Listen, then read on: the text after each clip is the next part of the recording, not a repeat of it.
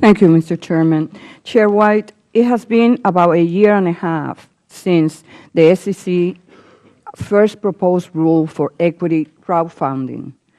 From hearings we have conducted in the Small Business Committee, I know many firms are eager to begin using this new type of capital formation. Yet we have also heard the rules could make the process prohibitively expensive. When can we expect the final rules to be published, and how will you address the high cost for small businesses? The crowdfunding rules, and I've spoken about them before and had hoped to complete them actually last year. They're a very high priority to complete for 2015.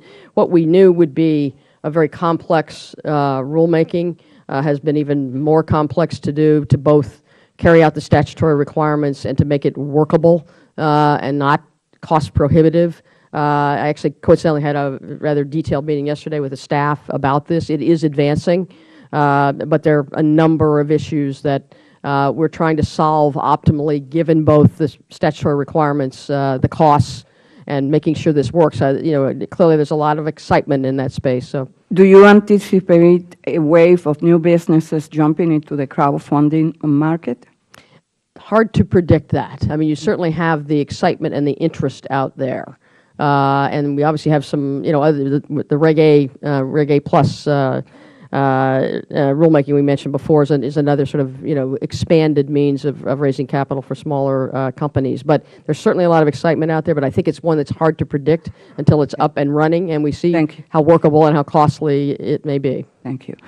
Chair White, you indicated that strengthening SEC's enforcement function will be one of your top priorities and will review policies like neither admit nor deny in settlements. Have you completed that review, and were changes made? Yes, shortly, actually after I arrived at the Commission, and I did it in consultation with my fellow Commissioners as well as the Director of Enforcement and his supervisors.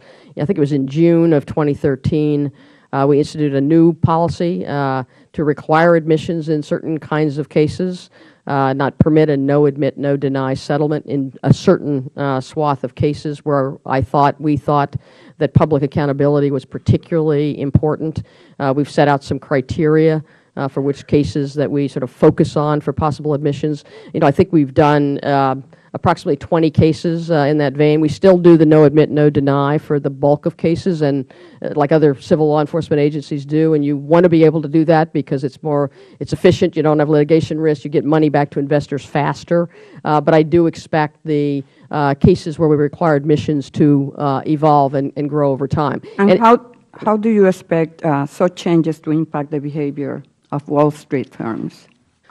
Well, and that's, again, one of the hardest issues to measure in law enforcement. I mean, I do think that having public accountability is an important element of deterrence, and I think that's why I made the change. Okay.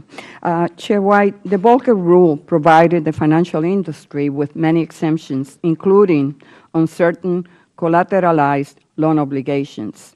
However, some in the industry are asking for broader relief, arguing the current rule will restrict access to capital for small businesses. I just would like to hear from you, what type of business loans are packaged in CLOs? Well, that can vary. I mean, as you know, the compliance date for those sets of issues, the Fed has postponed to give businesses a longer period of time in order to adjust to the requirements when they apply. We know there are other issues that are still out there, but that's the state of play at this point. With the nation's largest banks holding over 95% of CLOs, is there any real risk to small business lending under this rule? It's hard to say there's no risk. I mean, I will say this: I think the regulators are very cognizant of those issues and that possible risk. However, we know that the largest share of small business loans are made by community banks, not the largest bank. And the data is there, the numbers are there. So that argument that it will impact small businesses, to me, doesn't hold water. Thank you.